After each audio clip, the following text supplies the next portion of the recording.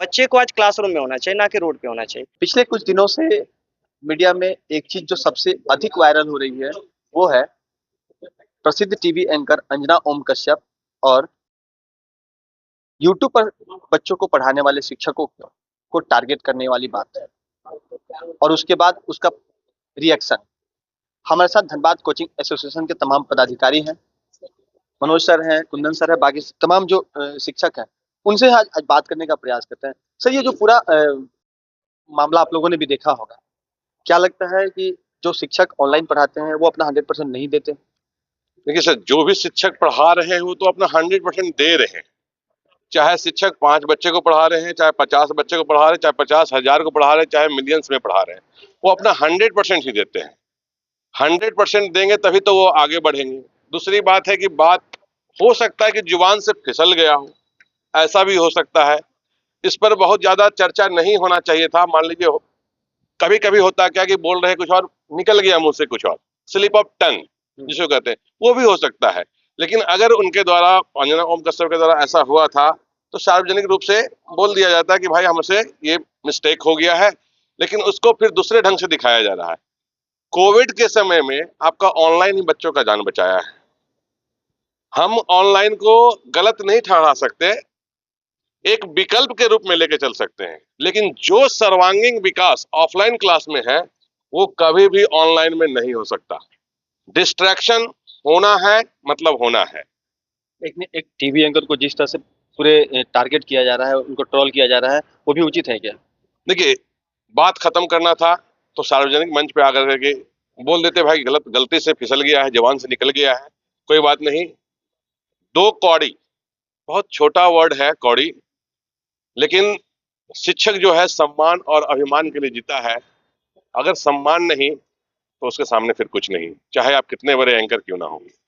Kundan sir, आप बताइए कि जिस तरह से पटना की घटना इधर घटी है, ऐसा लग रहा है क्या कि वो अंजना वाला मामला को खत्म करने के लिए ये चीज देखने को मिली? देखिए, ये हो सकता है कि मीडिया इसको ज़्यादा हाइप दे रहा है, ये हो सकता है। मैं ये नहीं कह रहा कि मीडिया सही है या गलत है, इस पर मैं नहीं आ रहा हूँ। मेरा एज ए टीचर बेसिकली ये मानना है कि पटना के भी जो तमाम जो और सीनियर टीचर है वो जल्द से जल्द इस मामले को लाएं और आपस में बातचीत करके इसको जल्द से निपटारा कर दे। क्योंकि एज ए टीचर मेरा मानना है कि अगर आज बच्चे रोड पर रोशन सर के समर्थन में हो या खान सर के समर्थन में, ये हमारा कल्चर नहीं होना चाहिए। बच्चे को आज क्लासरूम में होना चाहिए, ना कि रोड पे होना चाहिए। इसलिए मैं आपके माध्यम से दोनों शिक्षक से भी अपील करता हूँ कि अगर आपके बीच में कोई प्रतिद्वंदिता है भी ना, तो उसे बच्चे के बीच में मत लाइए। यानी बच्चों को उसमें नहीं घसीटना बच्चे को है। इन्वॉल्व मत कीजिए। बच्चे को पढ़ना है, बच्चे को रिजल्ट देना, और हमारा सम्मान बच्चे हैं। आज मैं देख रहा था कि कारगिल चौक से बीपीएससी तक वो रैली चल रही, ये हमारा काम नहीं है। हमारे अंदर कोई भी दुख दर्द हो, बंद कमरे में आपस में बात कर लिया जाए। और तमाम शिक्षक, मैं बड़ा छोटा टीचर हूँ, मैं बड़े टीचर से अपील करता हूँ कि इस पे बैठे और जल्द से जल्द पटना जिस चीज के लिए जाना जाता है उसे फिर से वापस कर दे। पोस्टरवार उचित है क्या? वहाँ बहुत ज्यादा पोस्टरवार होता है। एकदम उचित नहीं है। धनबाद इस मामले में बहुत अच्छा है और कोचिंग एसोसिएशन बन जाने से दूसरे भी किसी भी कोचिंग्स के साथ ऐसा भेदभाव बिल्कुल भी नहीं होता है। यानी कि आप लोग सभी के सम्मान का ख्याल रखते हैं। जरूर। देखिए, बिना सम्मान आप समाज में चलेंगे कैसे? आपको सम्मान जरूरी है। आप एक दूसरे का सम्मान नहीं करेंगे तो आपका ही नाम जो है ना, आप कहीं ना कहीं आप खराब कर रहे हैं। तो सम्मान करना ही पड़ेगा।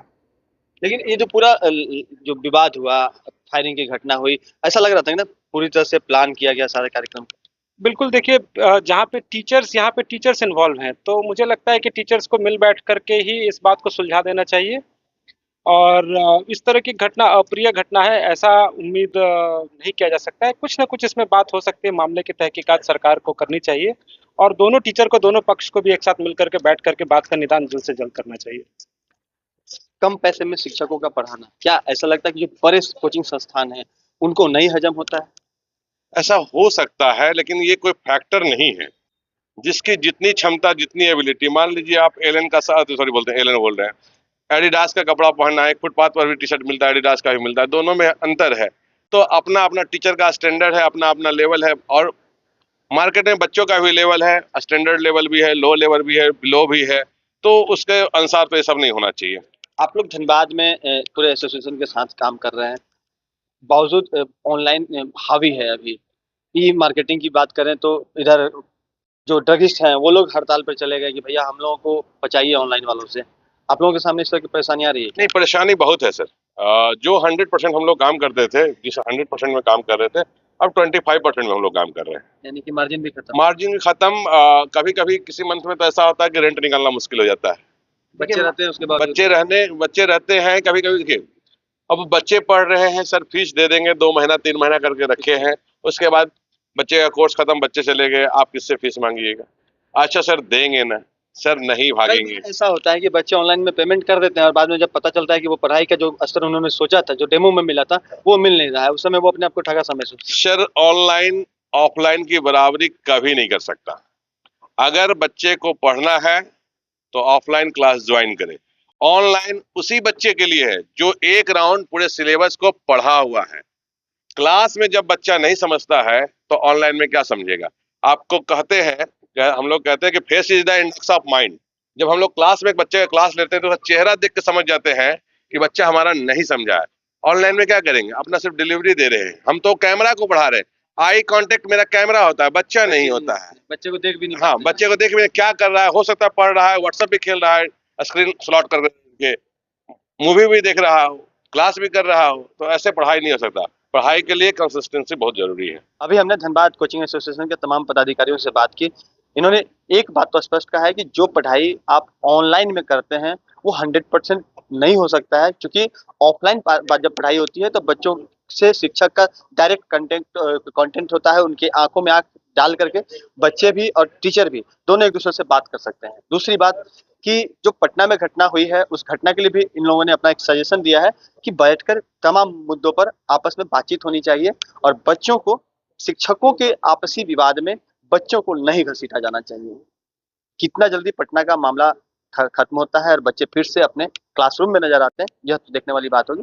फिलहाल धनबाद में डीसीए की तरफ से एक बड़ा आयोजन 7 तारीख को होने जा रहा है। आप उसको जरूर उसमें सम्मिलित हो और अपने करियर के बारे में अगर आप ऐसा भी आगे बढ़ने की सोच रखते हैं, करियर को आगे ले जाना चाहते हैं और अपने बच्चों के करियर के प्रति चिंतित हैं, तो उस कार्यक्रम का हिस्सा जरूर बने। सहयोगी रोशन के साथ राजकुमार जायसवाल, 11 स्कोप धनबाद।